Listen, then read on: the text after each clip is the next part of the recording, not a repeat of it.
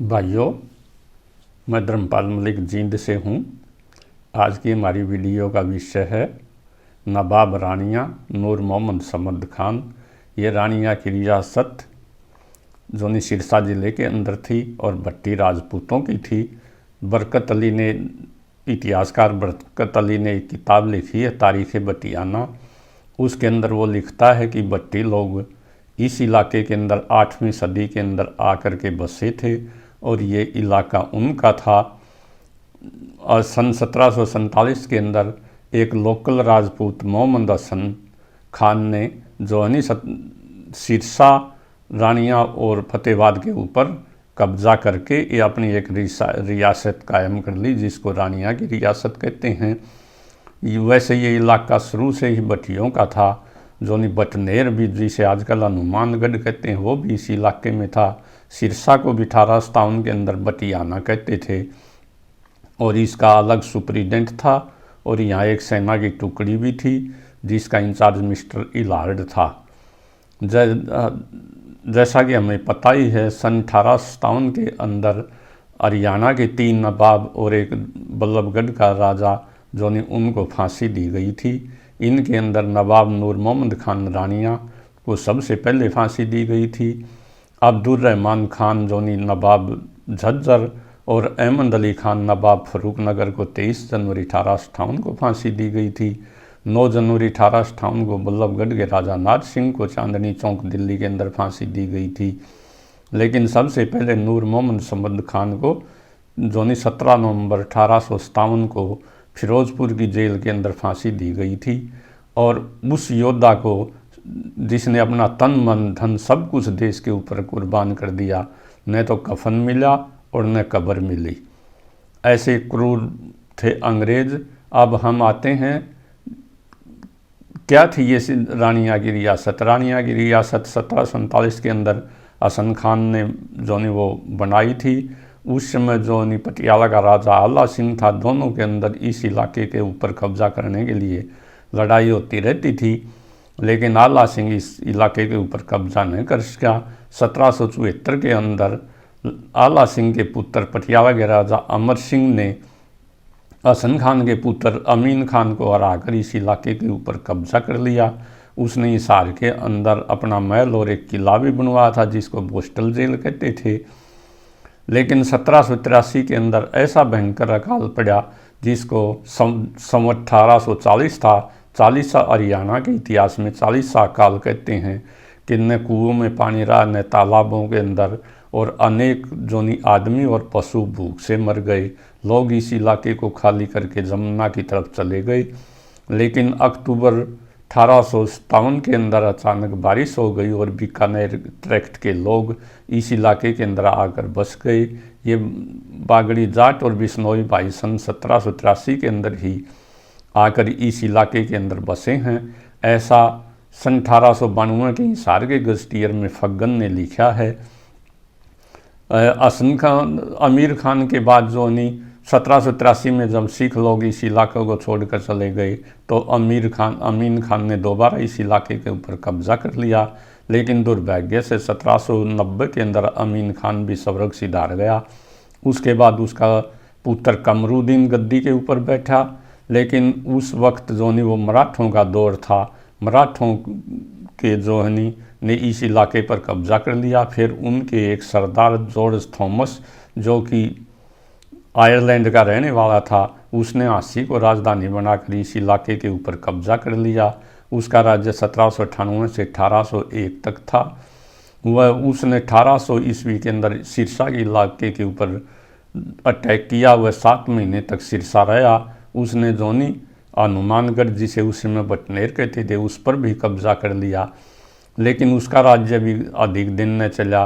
मराठों के governor barren, जो कि फ्रांसीसी था, जींद के राजा, पटियाला कैथल के राजाओं ने उसको रिश्वत देकर जॉर्ज थॉमस के ऊपर अटैक करवा दिया। और 23 दिसंबर 1801 को जोनी पैरन ने जोनी झाजगढ़ के किले और झांसी के किले पर कब्जा कर लिया। इस प्रकार जॉर्ज थॉमस को जाना पड़ा। लेकिन मराठों के भाग्य में भी ज़्यादा दिन इस इलाके में राज करना नहीं लिखा था।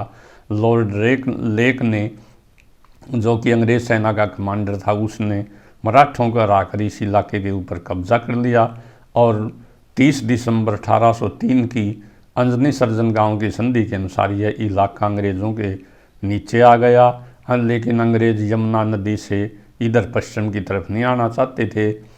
उन्होंने जो नहीं इस इलाके को हरियाणा को अनेक रियासतों के अंदर बांट दिया, जैसे झज्जर, दुजाना, लुवारू जैसी रियासतें उसी समय बनी थी।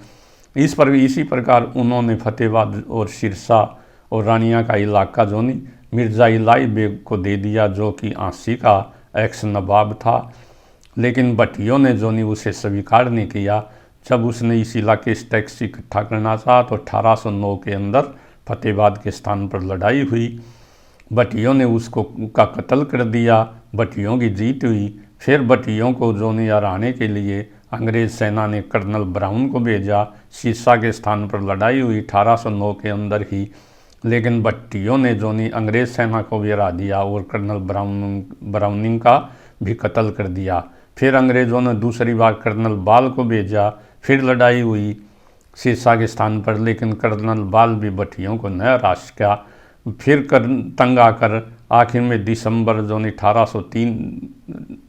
दिसंबर 1809 के अंदर भट्टियों ने अपने कर्नल एडम्स को भेजा। एडम्स ने 3 दिसंबर 1809 को फतेहाबाद के स्थान पर फतेहाबाद का नवाब खान बहादुर खान को हराया। 19 दिसंबर 1809 को जो सिरसा पर कब्जा कर लिया और 21 दिसंबर 1809 को ही रानिया के ऊपर भी कब्जा 21 दिसंबर 1809 को रानिया के ऊपर भी कब्जा कर लिया।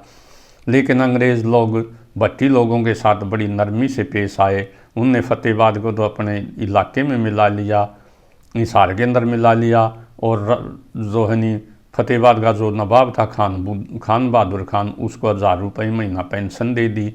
रानिया और सिरसा का नवाब जबीता खान को मान लिया गया। जबीता खान जो नहीं वो कमरुद्दीन का बेटा था। कमरुद्दीन की 1800 ईस्वी के अंदर मृत्यु हो गई थी और उसके बाद उसका पुत्र जो नहीं जबीता खान जो नहीं वो गद्दी पर बैठा था। 1810 के अंदर अंग्रेज़ों ने उसे रानिया का नवाब मान लिया। लेकिन जबीता खान अंग्रेज़ों को दिल से पसंद नहीं करता था। उसने अपने लोगों को अंग्रेज़ी इलाके के अंदर लूट करने की खुली छूट दे रखी थी। इसलिए अंग्रेज़ों ने तंग आकर उसको अनेक चिट्ठियाँ लिखी, लेकिन जबीता खान बाज नहीं आया। तो उस टाइम में दिल्ली का रेजिडेंट जो विलियम फ्रेजर था, उसने 1818 के अंदर रानिया पर कब्जा करने के लिए एक सेना भेजी। भट्टी लोग तो बहादुरी से लड़े, लेकिन जबीता खान ने हथियार डाल दिए और जो है इस प्रकार रानिया की रियासत को 1818 के अंदर अंग्रेज़ राज्य के अंदर मिला लिया। लेकिन अंग्रेज़ लोग जबीता खान के साथ बड़ी नरमी से पेश आए। उनने जबीता खान को 1200 रुपये महीना पेंशन दे दी और जोनी रानिया का किला दे दिया और रानिया के पास के 4 गांव जोनी सरदुल, सद्देवाला, बैया, अबूतगढ़ और आसिलपुर, जिसे खैरवाला उर्फ केरवाला भी कहते हैं, वो भी उसको दे दिए। और जबीता खान जो नहीं वो शांति से इस इलाके के अंदर रहने लगा। लेकिन इसी जबीता खान का बेटा नूर मोहम्मद खान था, जो कि 1857 के गदर का हीरो था।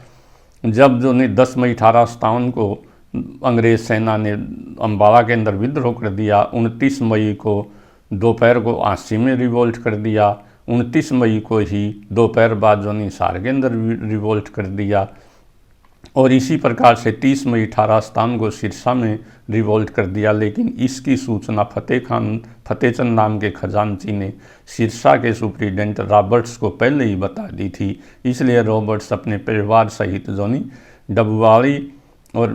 डबवाली होता हुआ जो नहीं वो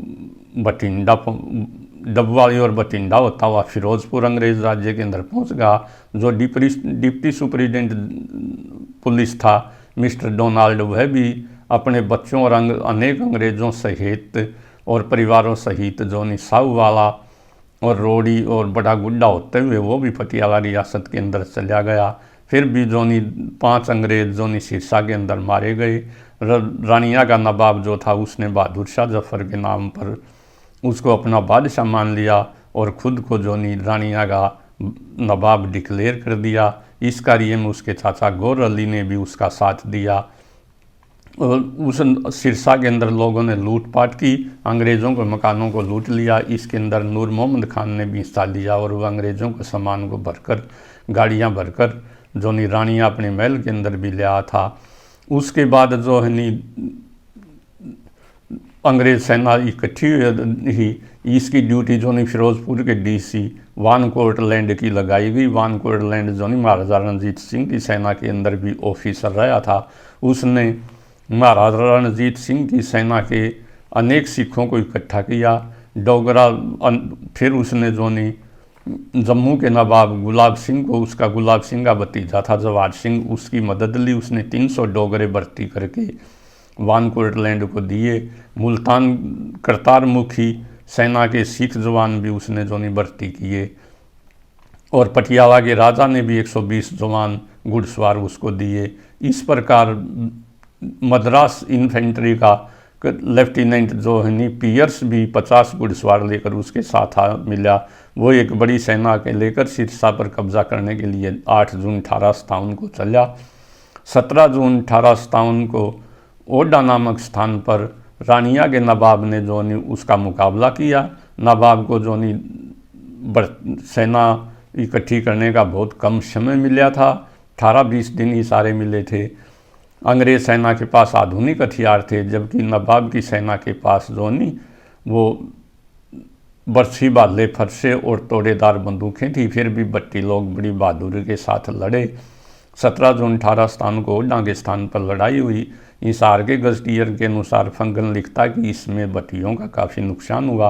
अंग्रेज़ों की जीत हुई। 530 बट्टी राजपूत जो नी वो लड़ाई के अंदर शहीद हो गए। 18 जून 1857 को वानकोट लैंड ने छतरियाँ वाली नामक गांव पर, जिसको छतरावन भी कहते हैं, अटैक किया।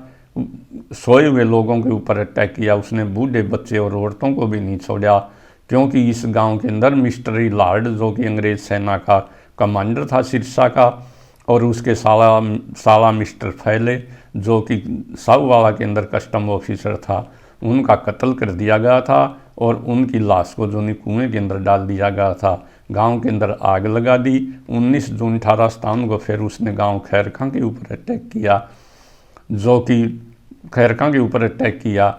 इस गांव के लोगों ने भी नवाब रानिया का जनतन मन धन से साथ दिया था। भट्टी लोग बड़ी बहादुरी से लड़े।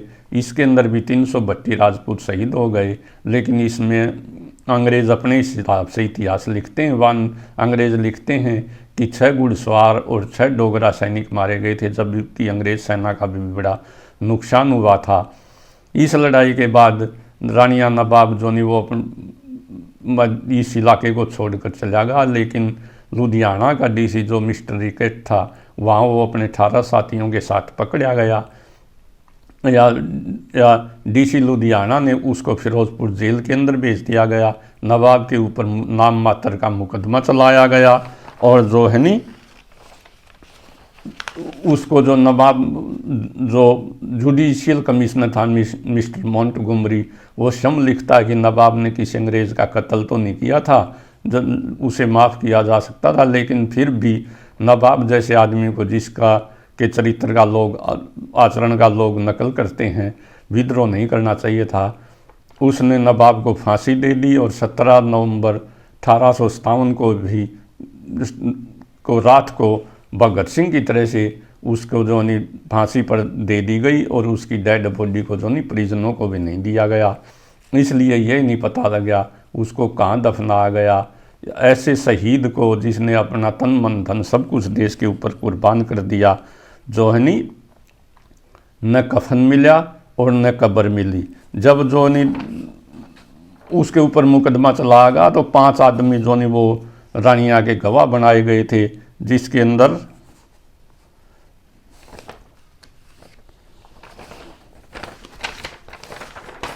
दो तो जोनी रानिया के नंबरदार थे, 2 बाजार के चौधरी थे, मुन्नामल और जैनमल, एक समंदा नाम का गुज्जर था और समंदा नाम का गुज्जर था। नवाब को गुपचुप तरीके से फांसी दे दी गई। नवाब की प्रॉपर्टी को जो नीलाम कर दिया गया। उसका रानिया का महल को 883 रुपये के अंदर सिरसा की प्रॉपर्टी को 661 रुपये में और उसके पास जो सामान मिला था उसको 613 रुपये के अंदर नीलाम कर दिया गया।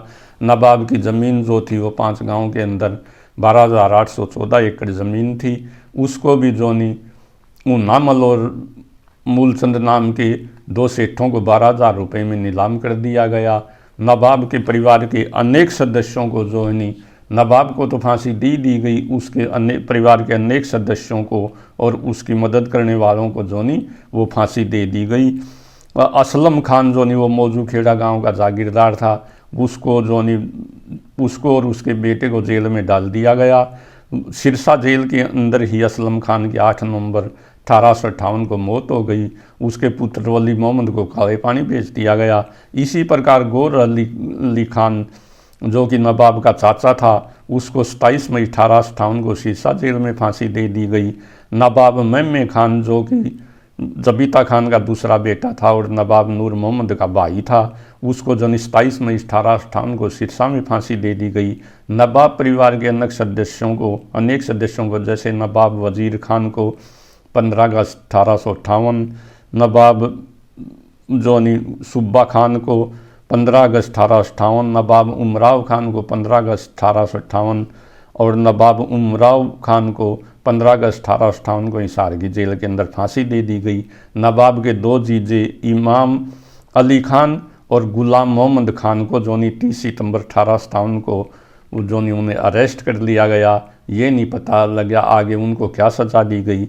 अनेक लोग नवाब के जोनी जो गुलाम थे, नौकर थे, यहाँ तक कि उसके मोची और नाई को भी पकड़कर जेल में ठूंस दिया और अनेक वर्षों की सज़ा दी गई। बहुत से लोगों को काले पानी भेज दिया गया। बहुत से लोग जोनी इस इलाके को छोड़कर अपना घर बार छोड़कर पता नहीं कहाँ चले गए। लेकिन ऐसे बहादुर लोगों को जो है नहीं फिर 1947 के अंदर इस इलाके को छोड़कर जाना पड़ा, जो 1200 साल से यहाँ बस रहे थे। जो कहानियाँ थी उनके साथ ही स्वतंत्रता आंदोलन की कहानियाँ उनके साथ ही पाकिस्तान के अंदर चली गई। भाइयों, अगर आपको ये वीडियो पसंद आए तो प्लीज़ वीडियो को शेयर करना और चैनल को सब्सक्राइब करना। जय हरियाणा, जय हरियाणवी।